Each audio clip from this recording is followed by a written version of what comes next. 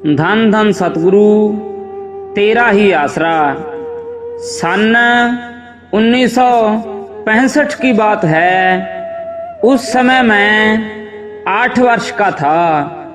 एक दिन मैं अपने दोस्तों के साथ खेलता हुआ गांव से दूर चला गया।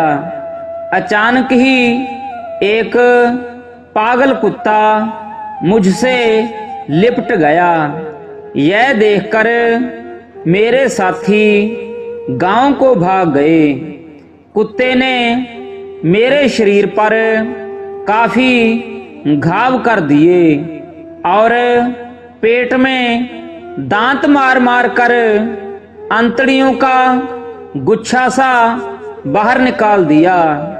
जब कुत्ता मुझे घसीट कर ले जा रहा था तो उसी वक्त परमपिता जी ने प्रत्यक्ष रूप में सामने आकर मुझे कुत्ते से छुड़वाया।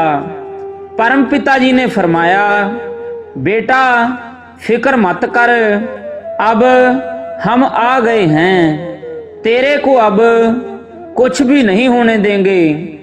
उस वक्त मैंने नाम भी नहीं लिया हुआ था। मैं सोच रहा था कि इतने लंबे कद वाले सफेद वस्त्र पहने, हाथ में लाठी लिए ये कौन हैं और कहां से आए हैं। दूर गांव में खड़े लोगों को आवाज देकर शहंशाह जी ने फरमाया, भाई इसे ले जाओ और जल्दी ही अस्पताल में पहुंचा दो। परमपिता जी ने फिर मुझको भी हौसला देते हुए कहा, बेटा फिक्र मत कर, जल्दी ठीक हो जाएगा। मेरे पास जब मेरे माँ बाप पहुंच गए तो परमपिता जी पल में ही अलोप हो गए।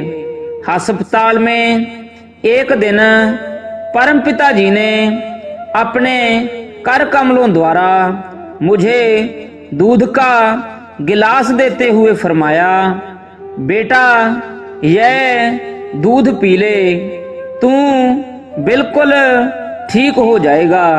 बेटा किसी को बताना नहीं कि मुझे बाबा जी ने दर्शन दिए हैं।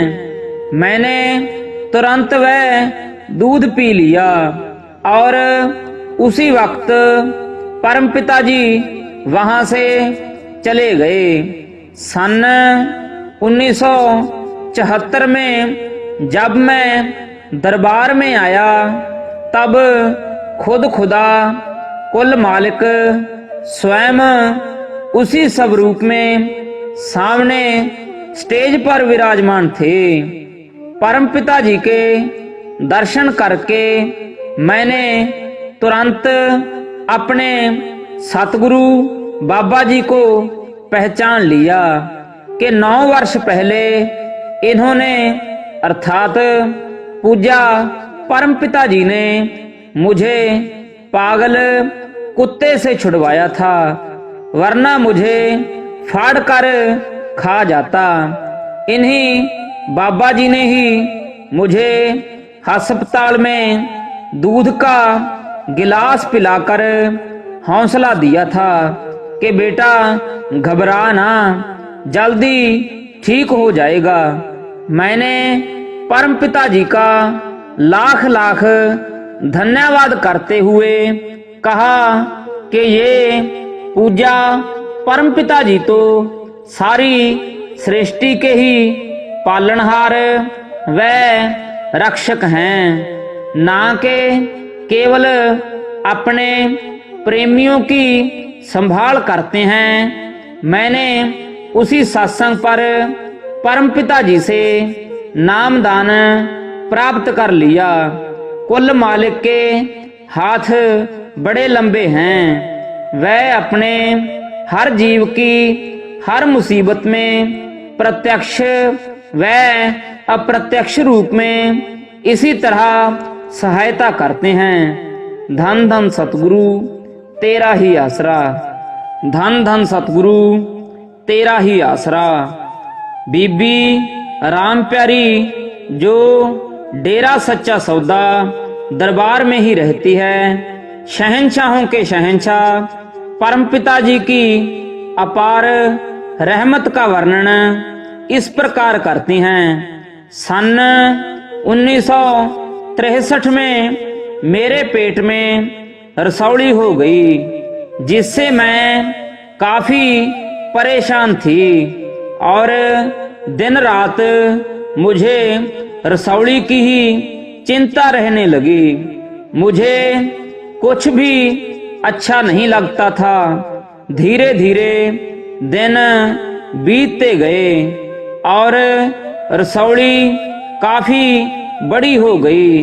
मैंने डॉक्टरों को दिखाया और उनकी राय ली तो उन्होंने बताया कि ऑपरेशन के सिवाय इसका कोई इलाज नहीं है, ऑपरेशन तो करना ही पड़ेगा। लेकिन मैं ऑपरेशन से बहुत डरती थी।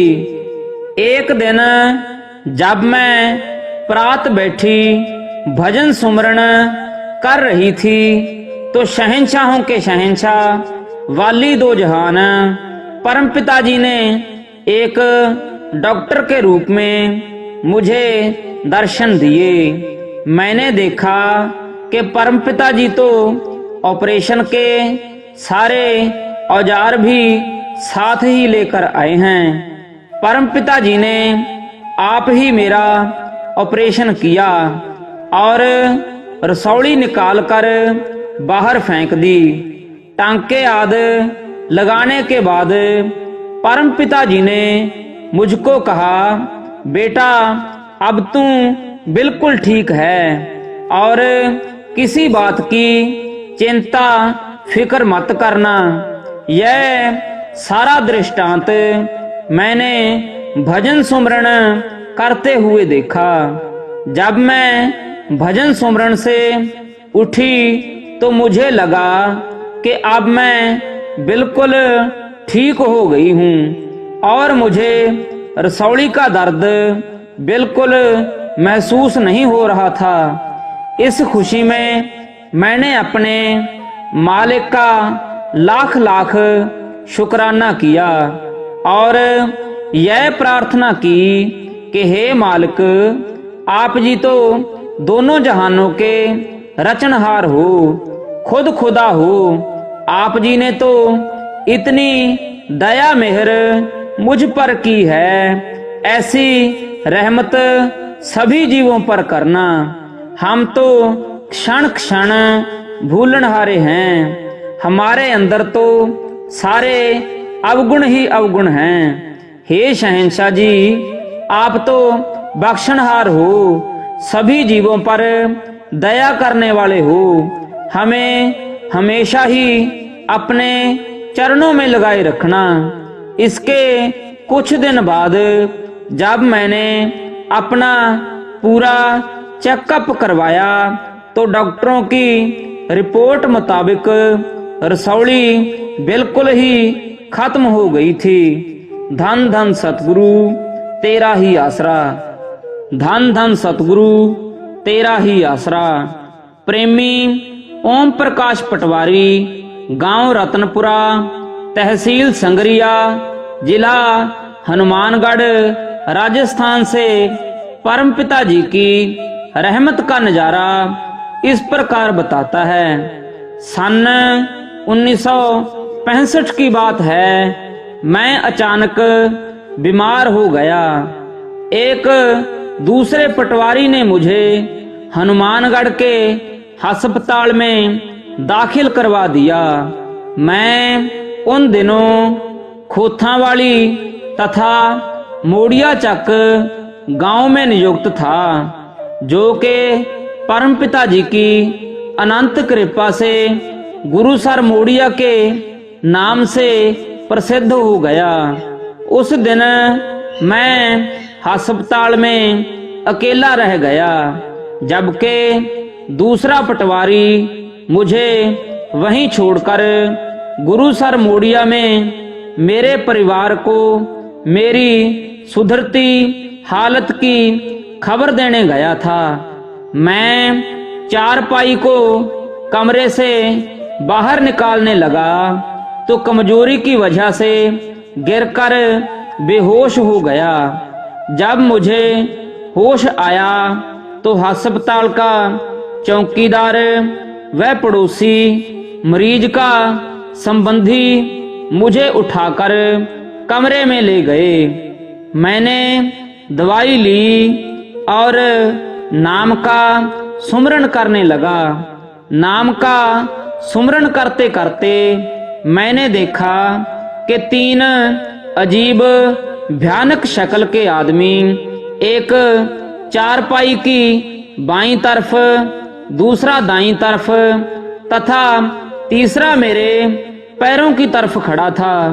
उन्हें देखकर मुझे लगा यह वही तो नहीं जो नाम बिना वाले जीवों को मरने के समय लेने आते हैं। मैंने तुरंत मालिक का ध्यान किया तथा सुमरन करने लगा।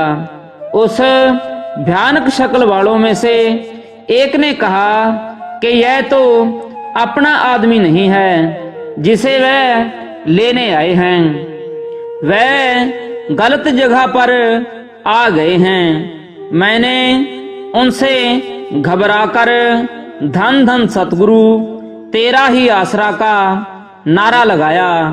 नारा लगते ही वह भयानक शक्लें अदृश्य हो गईं तथा परमपिता जी अपने नूरी स्वरूप में प्रकट हो गए। परमपिता जी के दर्शन करने पर मेरी जान में जान आई। शहंशाह परमपिता जी ने नूरी मुखड़े से फरमाया, बेटा घबराओ मत, हमारे पीछे पीछे आ जाओ। शहंशाह जी एक अति सुंदर महल में जाकर विराजमान हो गए। परम पिता जी ने फरमाया, बेटा तुम पर 42 दिन का और कष्ट आना था, वह तेरा कष्ट मालिक ने आज ही काट दिया है। इतना कहते ही सतगुरु जी वहां से अलोप हो गए। यह देखकर मैं मालिक का धन्य धन्य करने लगा। धन धन सतगुरु तेरा ही आसरा।